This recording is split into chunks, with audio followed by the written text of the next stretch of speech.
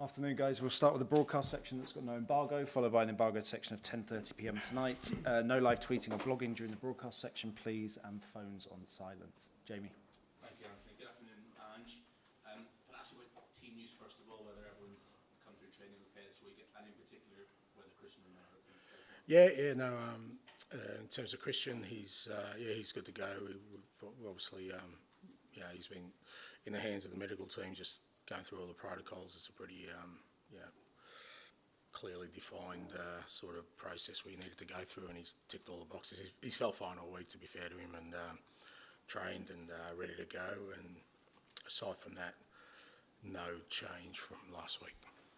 I'm going to take an educated guess that you don't really follow social media, but the reaction to the Bradford game has been overwhelmingly positive. Spurs fans excited about the side playing entertaining front foot football again, about this new era. Is that buy-in from the fans something you are aware of, and is it important to you? I'm not all over social media, but I'm well aware when things aren't going well, what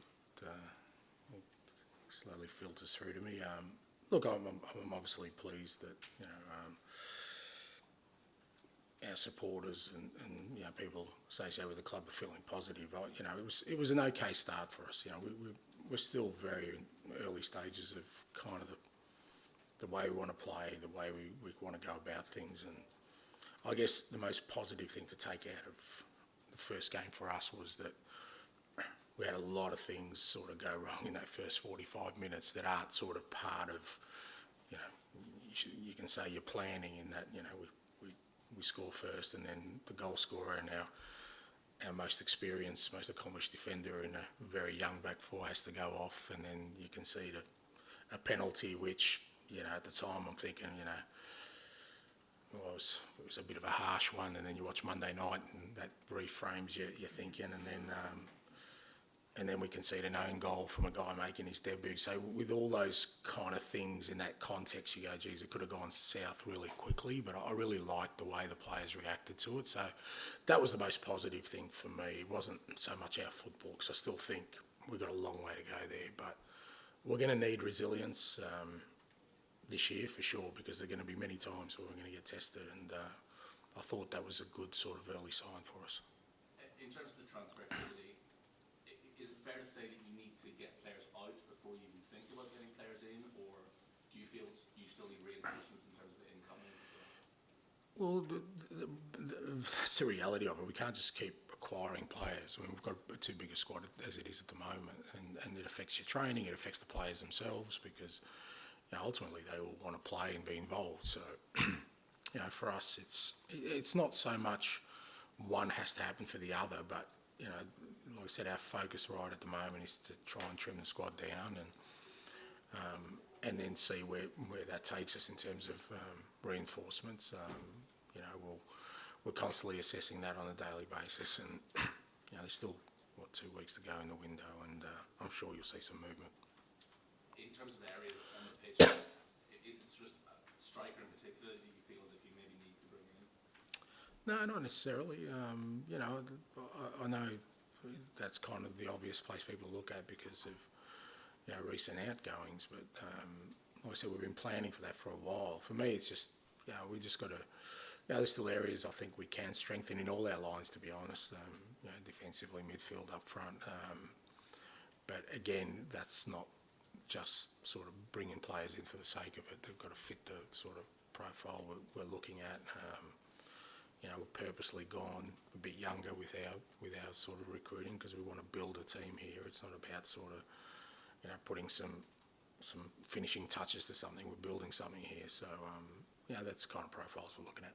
Just finally for me, sorry to have to bring it up, but I'm sure you watched the Lionesses and Matildas a couple of days ago. You're really sorry you have to bring it up? I'm an Irishman. So Okay, that's true. Fair enough. Two things. One, will you now be rooting for England in the final? and two, are you happy if we call that the Ashes decider? No. The Ashes are done, mate. They're back in Australia, and look, it was a great game, and talking to people back home, it's just the way the whole tournament's been embraced is the most important thing for us. I know, obviously, much prefer we'd won and got to the final, but if you know the sort of the history of football in Australia, we don't have many of these moments where the whole country is looking at the game, let alone the team, the Matildas, the national team, but they're just looking at the game. And for people like me and people who sort of grew up, we got Lynchy back there, who was in your game over in Australia. It's hard, it's hard to get the game in the papers or on TV or any sort of exposure, and it's been wall to wall, which is brilliant, and it's in the middle of the other code season, which again is gold for us. So hopefully it's everlasting. As to who I'll be going for, I live in England now, and as long as it's a great game and a great spectacle, that's all I'll say, mate. It's incredibly diplomatic. Yeah, I will be. Yeah. Alex? Hi, tomorrow will be the first time you face Manchester United as a head coach. How much are you looking forward to it, and what kind of game are you expecting? Well, every week will be a first. So I mean, I can't really get up for it because I'll be buzzing all year. So it's a great challenge for us. I mean, the most important thing for us is it's our first home game in the Premier League, and obviously last week, like I said, we showed some really good characteristics in terms of our resilience. Tomorrow's about showing a little bit more about football, and hopefully, against a really strong opponent, try and impose our game style. That's got to be our goal every week now, to see if we can improve the way we play our football and make an impact against the best teams. And that's our challenge tomorrow. I'm sure our fans will be up for it, so I'm looking forward to it.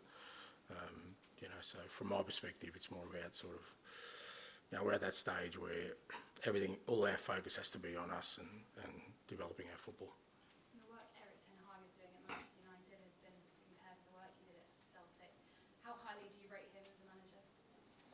Yeah, very highly. I mean, obviously followed him from his days at Ajax and previous to that, and he built a great team there, and you can see at Man U he's made an impact at a club where it's been very difficult to make an impact since Sir Alex retired. So it's not the easiest job in the world, and I've got a great respect for him, as I do for all managers. I think to get to this space when you're managing in the Premier League, requires a fair bit of let's just say a body of work to get you to a certain space, and he's earned the right to coach one of the biggest clubs in the world, and I think he's doing a good job. As you said, your first Premier League game at Tottenham Hotspur Stadium. What kind of atmosphere are you hoping for, and do you already feel a strong connection with the Tottenham fans? Yeah, it'll be. I'm sure it'll be a great atmosphere. We obviously had the friendly game against Shakhtar there, and you can just sense. I mean, it's a great stadium, and I'm looking forward to the atmosphere generated by our supporters, and look, I'm at that sort of funny stage of the supporters at the moment have been very, very supportive, but I don't sort of expect that, nor do I feel worthy of it. I've still got to prove myself to our fans and the people at the club by our deeds rather than sort of our words. And at the moment, we're hopefully giving them some sort of belief in what we're trying to create, but we've still got to back that up and improve on a weekly basis. And we need our supporters behind us. There's no doubt about that. We want the Tottenham ground to be a place where the energy is all on our side. So hopefully that happens tomorrow. You just said that you're in the early stages, the way you want to play. How long do you think it will take to get this team to where you want it to be? No idea. I mean, it doesn't work. If there was an exact timeline, I probably wouldn't be as excited about the prospect as I am, because everywhere I've worked it's taken a different amount of time.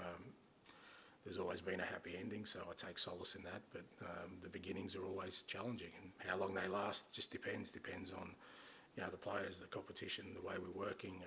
Depends on a lot of things, and I don't put timelines on it, because I just think, as I said, that's the exciting bit for me.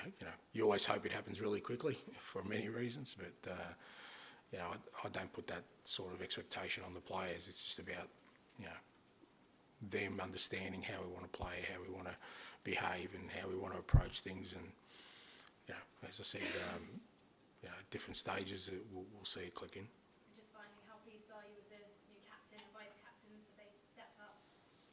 Yeah, they've been good. I mean, Sonny and you know, look, I think he's been captain of his country for a while now, and you know, he's always had, I think, a fairly, you know, sort of position in the game where, you know, he's well respected by friend and foe. You know, so he's one of these kind of players, and I think, you know, he leads by example. He trains hard every day, and I think he's embraced the role, and him and Matters, and obviously Romero.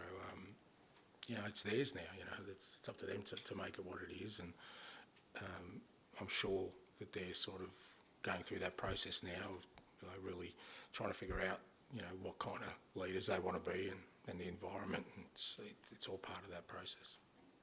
Thanks. Good luck Thank you. tomorrow. It felt like a new look Tottenham team last week with the style, and there's obviously quite a few new faces making their debuts. I think Spurs fans were pretty excited with what they saw really from all the debutants. Just how happy are you and pleased are you with how quickly the new guys have settled into this team?